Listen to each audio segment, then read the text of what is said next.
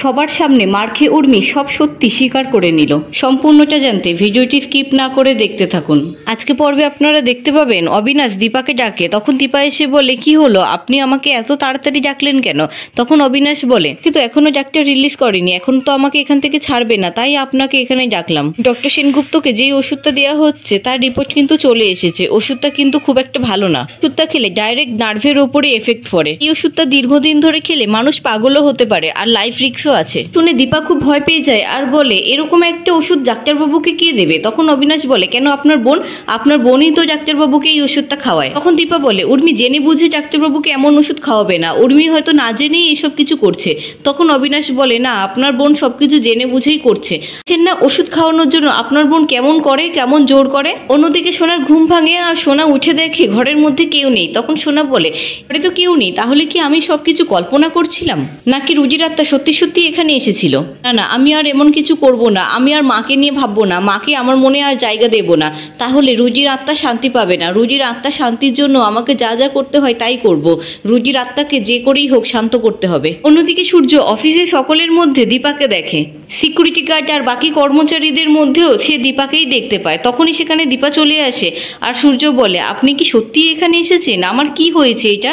আপনাকে সব জায়গায় শুধু আমি দেখতে পাচ্ছি। বলে ডক্টর সেনগুপ্ত আপনার কি হয়েছে, আপনি এরকম করছেন কেন? তখন সূর্য বলে আপনি কি সত্যিই আছেন নাকি এটাও আমার কল্পনা?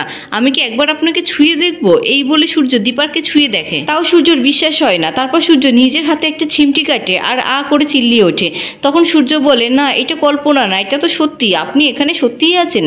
অন্যদিকে উর্মি বলে দাদাই কোথায় পালিয়ে গেল বলো তো? তখন জয় রেগে যায় আর বলে দাদাই পালিয়ে যাবে কেন, হয়তো কোথাও বেরিয়েছে। তখন পালক বলে ভাই কোথায় গেল? এত সকাল সকাল তো ভাই মর্নিং ওয়াকেও যাবে না একা একা। তখন দীপ বলে আমি যাকে সব জায়গায় দেখেছি, কিন্তু যাকে আমি কোথাও খুঁজে পাইনি। তখন উর্মি বলে তুই সত্যি কথা বলছিস তো দীপ, নাকি তুই মিথ্যা কথা বলছিস? আর সত্যি কথা তো তুই বলবি না, তুই জানলেও সত্যি কথা বলবি না। তখন জয় বলে উর্মি সবাইকে তুমি দোষ দেওয়াটা বন্ধ করো। আগে তুমি এইভাবে আমার সাথে কথা বলতে, আমাকে দোষ দিতে, এখন সবসময় তুমি দীপকে দোষ দাও। এখন উর্মি বলে আমি জানি দাদাই কোথায় গেছে, ওই দীপা সেনগুপ্তর কাছে দাদাই গেছে, আমি দীপা সেনগুপ্তকে ছাড়বো না। এই বলে উর্মি দীপাকে ফোন করতে যায়। তখন জয় হাত থেকে ফোনটা নিয়ে নেয় আর বলে উর্মি তোমার মাথা খারাপ হয়ে গেছে নাকি? তুমি যদি এখন এইসব করো তাহলে ডিলটা আমাদের হাত থেকে বেরিয়ে যেতে পারে। তখন উর্মি বলে জয় তুমি এই কি কথা বলছো, এত স্বার্থপর তুমি কবে থেকে হলে? একটা ডিলের জন্য তুমি তোমার দাদাইকে স্যাক্রিফাইস করছো, ছি জয় ছি।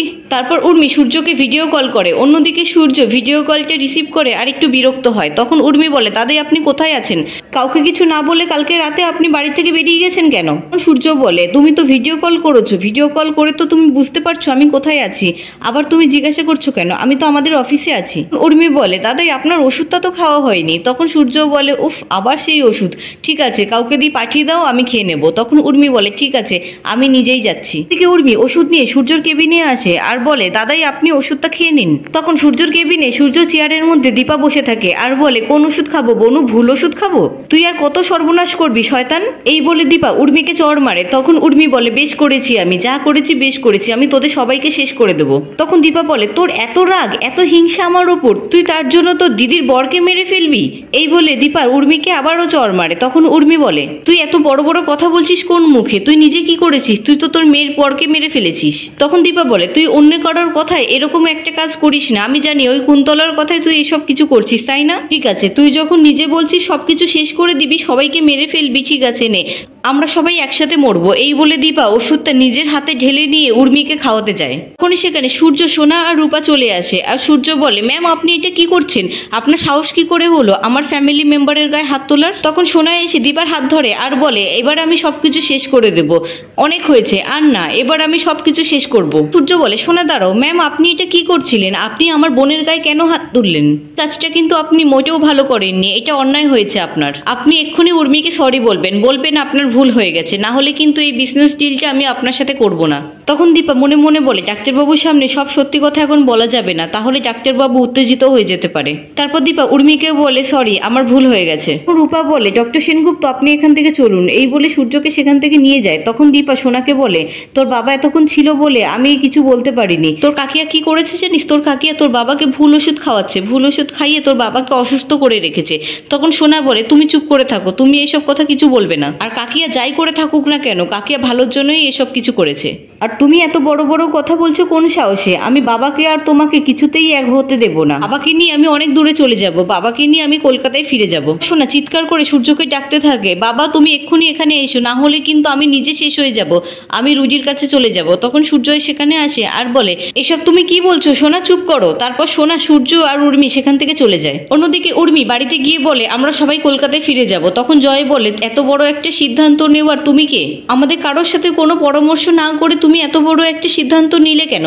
আর এখন তো আমাদের বিজনেস ডিলটাও কমপ্লিট হয়নি। উর্মি বলে, তুমি বিজনেস ডিল নিয়ে পড়ে আছো আর দেখতে পাচ্ছ না দাদাই কতটা অসুস্থ হয়ে পড়ছে? এখন পালক বলে, উর্মি ভাই তো এখানে এসে ভালোই আছে, হাসিতে আছে, মজা করছে, সবকিছুই তো ভালো আছে। তখন উর্মি বলে, ওনার কি কোনো কিছু ডেভেলপমেন্ট হয়েছে? উনি রাতের বেলায় কাউকে কিছু না বলে বাইরে থেকে বেরিয়ে যাচ্ছে, আর এখন দেখুন না কেমন ভাবে চিন্তা করছে। আর বিজনেস ডিল একটু ভালো করে খাটো, ভালো করে পরিশ্রম করো, তাহলে সেটা ঠিক পেয়ে যাবে। এর জন্য আমাদের দিদির কাছে হাত পাততে হবে কেন? দিদি যতবার এসেছে ততবারই আমাদের ফ্যামিলিটাকে একেবারে তছনছ করে দিয়েছে। তখন সোনা বলে, হ্যাঁ কাকাই, আমাদের কলকাতা ফিরে যাওয়াই ভালো। পালক বলে, উর্মির কথা একেবারে ফেলে দেওয়ার মতন না, তাই কর জয়, আমরা সবাই মিলে কলকাতাতেই ফিরে যাই। তারপর সোনা সূর্যর কাছে গিয়ে বলে, বাবা আমরা সবাই মিলে কলকাতায় চলে যাব, আমাদের আর এখানে থাকার কোনো দরকার নেই, এখানে থাকার দিন আমাদের ফুরিয়েছে। তখন সূর্য বলে, কেন কেন আমরা কলকাতায় ফিরে যাব? এখানে থাকলে কি হবে? কলকাতায় চলে গেলে তো আমি ওনার থেকে অনেকটাই দূরে চলে যাব, তখন কি হবে? আচ্ছা ওখানে কি হয়েছিল? আমার এরকম একটা গিল্ট ফিলিং কেন হচ্ছে? আমি ওনার সাথে খারাপ ব্যবহার করেছি তাই না? তখন সোনা বলে, না বাবা তুমি কোনো খারাপ কাজ করোনি, তুমি যা করেছো একদম ঠিক কাজ করেছো। তখন সূর্য বলে, না আমি খারাপ কাজ করেছি, না হলে আমার এরকম গিল্ট ফিলিং কেন হবে? অন্যদিকে দীপা অফিসে বসে বসে কাঁদতে থাকে আর সোনা আর সূর্যর কথাগুলো ভাবতে থাকে। তখন রূপা বলে, মা তুমি আর কারোর কথা ভেবো না, তুমি এরকম ভাবে কেঁদো না, তুমি এবার ভাববে নিজেকে নিয়ে ভাবো, নিজেকে নিয়ে হ্যাপি থাকো, নিজেকে নিয়ে খুশি থাকো। আমি এখানে এসে যেরকম ভাবে প্রথম তোমাকে দেখেছিলাম তুমি সেরকমটাই হয়ে যাও। তখন দীপা বলে, না রূপা ওরকমটা হয় না, একটা মেয়ে কখনোই এরকম করতে পারে না, আমাকে যে করেই হোক তোর বাবাকে আর সোনাকে উদ্ধার করতেই হবে। আমি সবকিছু ঠিক করে নিতে পারতাম যদি না সোনা সেখানে চলে আসতো, সোনা এসে সবটা গন্ডগোল হয়ে গেল। তখন রূপা বলে, মা তুমি ওদের কথা আর ভেবো না, তুমি দেখেছো বাবা কিভাবে তোমার সাথে ব্যবহার করলো, সোনা কিভাবে ব্যবহার করলো, বাবা তো তোমাকে দিয়ে আবার ক্ষমাও চাওলো। তুমি এখন নিজেকে নিয়ে ভাবো, নিজেকে নিয়ে খুশি থাকো, যা হবার সেটা দেখা যাবে। তখন দীপা বলে, তুই আমার খুশি থাকার কথা বলছিস? আমার আশেপাশে আমার প্রিয় মানুষজনগুলো যদি ভালো না থাকে তাহলে আমি কি করে খুশি থাকি বলতো? সবাই ভালো থাকলে, সবাই খুশিতে থাকলে তবেই না আমি খুশিতে থাকবো। ওই কুমার আর মিশকা কখনো আমাদেরকে শান্তিতে থাকতে দেয়নি, সব সময় আমাদের উপর বিপদ এনেছে, কিন্তু জয় আমাদেরই হয়েছে, এবারও জয় আমাদেরই হবে। আমরা সবাই মিলে একসাথে থাকবো, সবাই মিলে খুশিতে থাকবো, আমরা সবাই সবার জন্য বাঁচবো, কেউ কাউকে নিয়ে একা চিন্তা করব না। এবারে আমি সবটা ঠিক করব, আর এই ঠিক করা শুরু হবে তোকে দিয়ে। তখন রূপা বলে, আমাকে দিয়ে মানে ঠিক বুঝলাম না। তখন দীপা বলে, কৃষ্ণ কেমন আছে রূপা? কৃষ্ণ আর তুই একসাথে থাকিস না কেন? কৃষ্ণ কোথায় আছে বল আমাকে, আমাকে বলবি না? আমি তো তোর মা, তোর মাকে তুই সব কথা বলবি না?